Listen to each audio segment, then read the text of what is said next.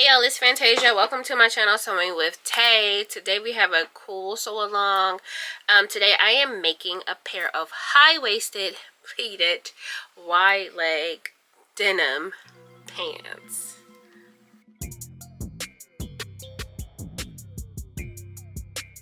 I saw these pants online. They were actually Nike and they were like sweatpants material, but they didn't have any more plus size, and I waited patiently for like a restock, blah blah blah. Never happened. So I'm like, one of these days I'm gonna make myself a pair just to kind of see if I even like it, if it look good on my body, etc. Well, I had a client who I had bought some fabric for. We were pretty solid on what we thought we wanted, but then we got the fabric, we were just like, no, it doesn't work. But the fabric was non-refundable. So I found this pattern on Etsy, and I decided I'm going to use this denim fabric to make these pants. So I finally got around to it, so let's go through. I'm going to voice over this video because sometimes it's just easier on a Sunday. I'm running around, I'm doing multiple things while I'm filming. It's easier just to do a voiceover versus trying to record myself live. So if you have any questions, please leave me a comment in the description. I will put the link in the description of where I got my pattern from, which was on Etsy, and I will also put a link to where I got my fabric from, which was also Etsy, but I don't know if they have a lot more of the fabric. I think it was labeled like Japanese denim. I don't know what specifically made it Japanese, and you know, let me make sure well, before I get too far and I'm like calling it something that it's not. I'm 100% sure it was called Japanese denim. I don't really know why it was called Japanese denim, but the quality was really nice. Like, I thought it was, you know, really cool, kind of interesting. And the fabric store on Etsy was called Rare Fabric Studio. So it's 3 yards of navy twill Japanese 100% cotton. So that's what it was called. I don't really know why, but I thought it was really cool. It had a nice weight to it, very lightweight. I am afraid of some crocking, so I'm going to I did like wash the fabric to make sure like no dye was going to come off of it, because the fabric was a very rich, deep navy color, indigo color. So we're going to jump right into the tutorial. And again, if you have any questions, please let me know. I felt like this project was super easy. I felt like I could have sold this a lot faster if I wasn't recording it. But here we go. Let's jump right into the tutorial. Okay, here I am cutting out my fabric. I told you I got this pattern off of Etsy. I didn't record myself putting these pattern pieces together, but it had about 45 pages. There's a front and back and a waistband pattern. This pattern called for about 3 yards of fabric, and this fabric that I bought, it came in 3 yards. It was a pre-cut 3 yards that I bought, and I didn't measure it, so I don't know if it was actually 3 yards or not. I'm just going to assume it was.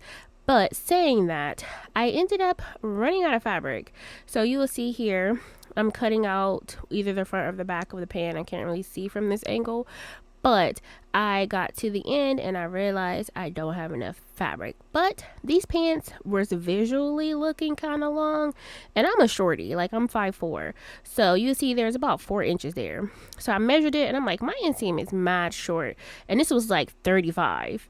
Like 35 minus what was already missing. So I'm like, I'm sure it'd be plenty enough there. And in hindsight, since I'm doing this recording afterwards, I still hemmed my pants 3.5 inches and they were too long. So this pattern is extremely long. It's tall girl friendly for sure. So here's my waistband where I ran out of fabric, so I'm using the pieces of fabric that is left. So I had to add a seam to the front and the back. And this waistband actually isn't a waistband, it's an interior facing. So the fact that it had seams didn't matter because it's not going to show on the outside of the garment. So I added a 1/2 inch onto the one side that has a fold. I added pockets to this. This pant didn't have pockets because it has a side seam zipper. And I had just made the decision that I can't have pants that don't have pockets. So I was going to move my zipper to the center back. And here's me making a facing for my pocket. So basically I'm cutting out an extra piece of denim to go in the back pocket. So if my pocket pops open, you can see that there. And I'm doing that because I didn't have enough to cut a denim pocket bag. So these are my inside facings for my waist. There's a front and a back, and they now have seams. And then I have these big pattern pieces here. There's the front, cut 2 pieces, and then cut 2 pieces of the back. So we're going to start with the front, and we're going to start by doing the pleats. This pattern wasn't very detailed, so there was a mark there for the pleat, and like, you know, the direction on how you're supposed to do the pleat. At one point I did go back to the PDF instructions that came with it, and it gave a little bit more specific information. The pleat depth was like 7 inches or something like that, and I felt like it could be a smidge shorter, so I shortened it to like 6.5. And then I just folded it. I got my chalk and ruler, and I marked where I should start and stop sewing. I did end up going back and making these pleats bigger because it was big in the waist for me. So as always, we're going to start with the back stitch. I got my little snips ready. I'm going to start at the waist top edge, and then I'm going to stitch down to my mark, and then I'm going to take my pins out along the way, and then I'm going to clip my threads. I'm going to do this on both sides. This is like a box pleat, so you see I have folded it there. The fold is on my right side.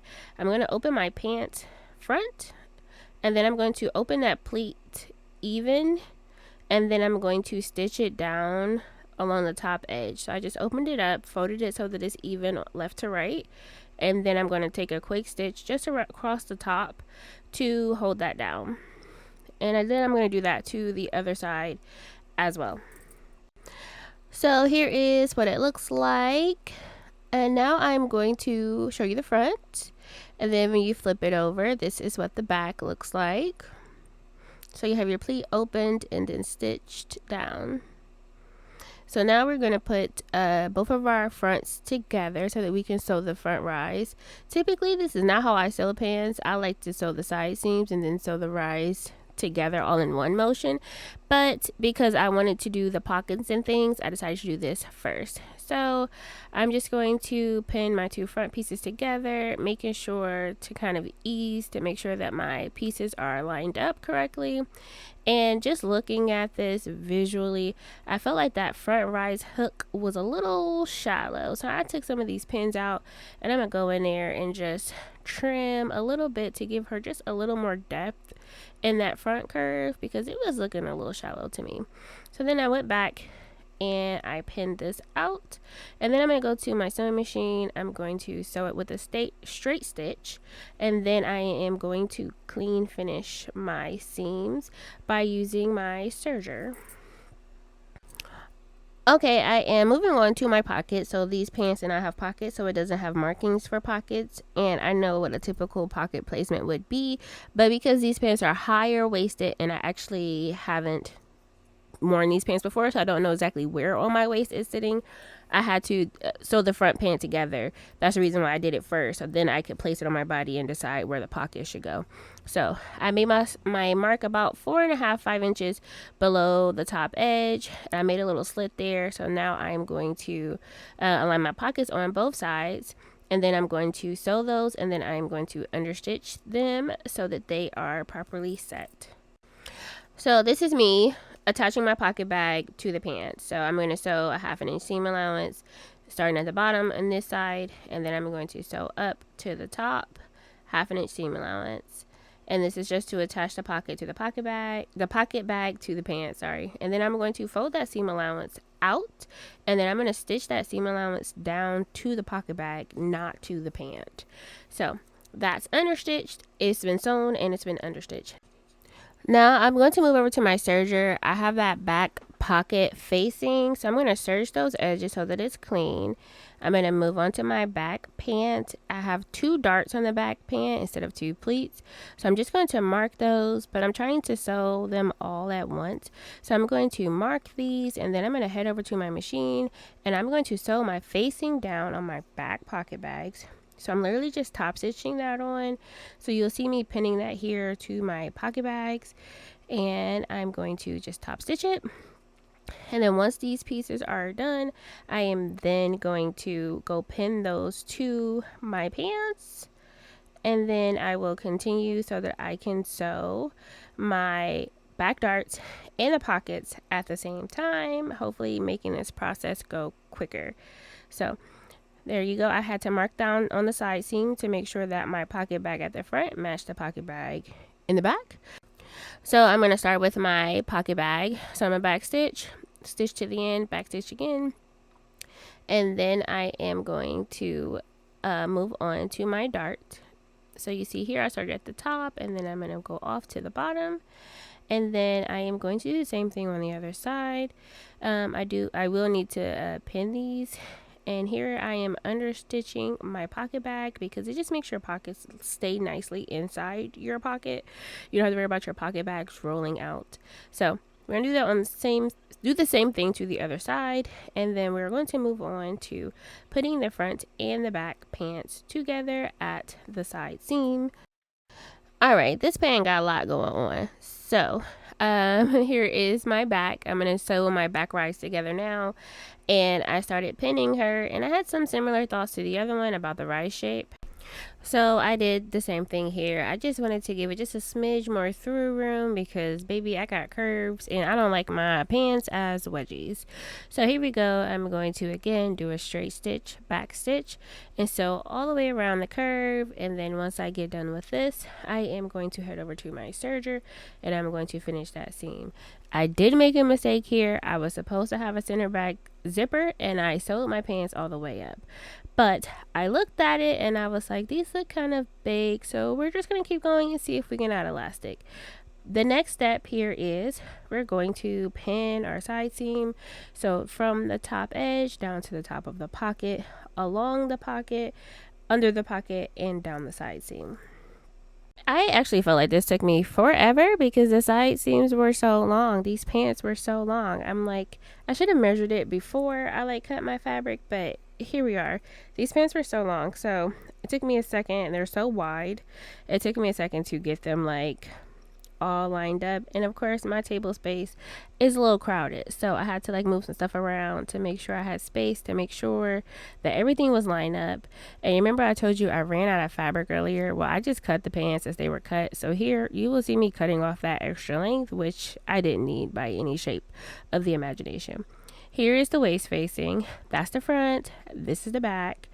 And I realized that because I sewed my waistband closed, I was gonna have to add a seam at the center back as well.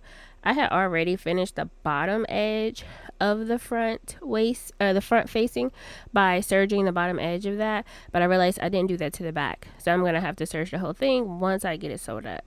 So I'm gonna start here with at my top of my waist, along the pocket, around the pocket bag. At some point in this process, I ran out of thread, which is very when you get close to the end, you always run out of thread. It always happens.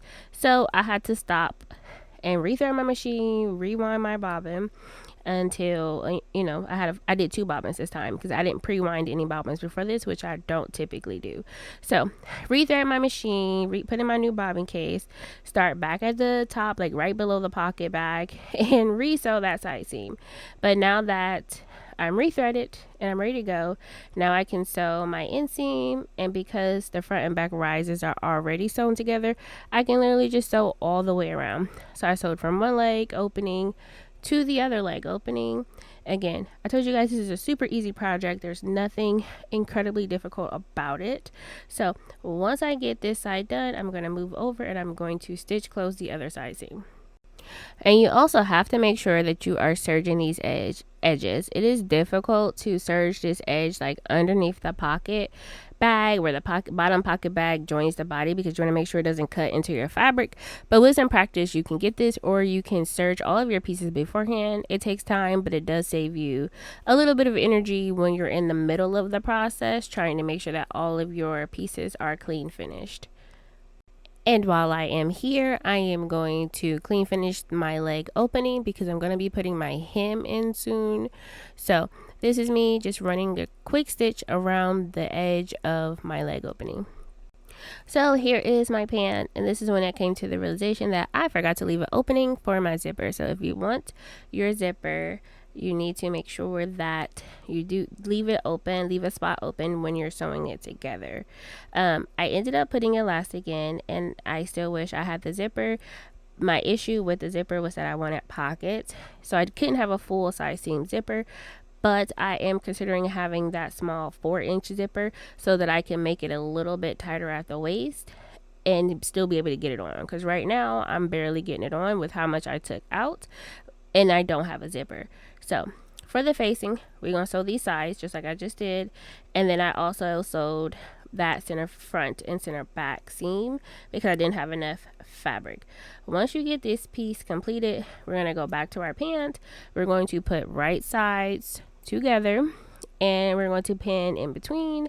And what I did was I pinned my center front and center back, and then I pinned my side seams, and then I pinned everything in between. And then we're going to take this to the sewing machine. We're going to sew with a straight stitch all the way around. And then what is important is an understitch. In hindsight, I kind of wish I would have interfaced this waistband, because I feel like the pant, when I'm wearing it, gets a little wavy, and I don't really like the aesthetic. So I don't know if adding some interfacing would have made this look better. I'm still considering taking it off again, because if you get to the end of the video, I had to take it off because I felt like it was too big. So I'm considering removing the waistband again and interfacing. So for your understitch, you're going to open it up where you just sewed it together. You're going to push your side seam, you're going to push your seam allowance, the waist seam allowance, upward. And you want to make sure when you're pushing it upward, that's the side that your facing is on. So you want your seam allowance to be on, laying on the facing. And then you're going to take your presser foot and you're going to sew close to that stitch. You will see me here is where I'm adding the elastic. So I captured my elastic inside my understitch stitch. So I stretched my elastic while I sewed, and I tried to make sure that I kept my presser foot close to the seam, but also make sure it was catching the elastic. And because the back has waist darts, it got a little weird. So I'm still trying to figure out exactly what I want to do with this information, but I just sewed it up just to see how it would look. And it didn't look bad, but there was a little bubble back there that I didn't care for. So for the front waist, you will see I'm doing a traditional understitch. That seam allowance is pushed up towards the facing, and then we're going to stitch close to the seam on the facing only. So you'll see here I have my elastic, but then I went back and I sewed 3/4 stitch through the elastic so that it is stable and secure on the back waist. Also, a wider elastic would have been nice, but the way this is shaped and it's supposed to be contoured to your body, I think that also can be troublesome. So once I got the waist in, I did go in and I tacked the facing down, like at the center front, at the center back. I stitched in the ditch down the side seams to hold the facing down, because the one thing I do hate is when a facing is flipping around on body. So I tried to find a good couple places where I could sew it down. And then I am getting ready to move on to the hem. I was looking at the pants on my body, and I decided that I wanted to try 3.5. So when I looked at it, it told me I needed 4 inches. So this is before hemming. I'm trying it on, and I'm like, how much is down here? This is very hard to do on your own body because you need to stand up straight to do it, but you have to bend over to see it. So I'm like, let me measure it. Let me just put it down and look at it, see how it's falling. So it was a little big in the waist. You'll see me like nipping. I'm like, okay. I ended up taking like 3 inches out on each side, adding it to the pleat. So 1.5 and 1.5, sorry, 1.5 on each side, 3.5 inches total. And I was just like, it gotta be better than this. So here I am, taking it apart. I have to take that pleat apart, I have to take the stitch apart, I have to take the understitch out, and the waist seam attachment out. So once I do all of those things, I went back and I re-sewed it same way we did before, but now I'm going to practice my 3.5 inch hem, and this is what it looks like now. Even at 3.5 inches, it's long. When I looked at it originally, it was like 4, but I'm like, 4, it could still be cute with 4, but no. Here we are. Now I'm gonna be honest, I don't want to take the hem out to re-hem these pants. So I think I'm just going to try to put a tall boot on tomorrow. I'm going to be in office. So we're going to see how it looks with a boot. I don't know what shirt I'm going to wear, but I still think they're cute pants. Like, there's room for improvement for sure. But here they are. Thank y'all so much for going on this wild ride with me. And if you have any ideas of any projects you want to do in the future, please let me know. But until next time, y'all, bye. Have an amazing week.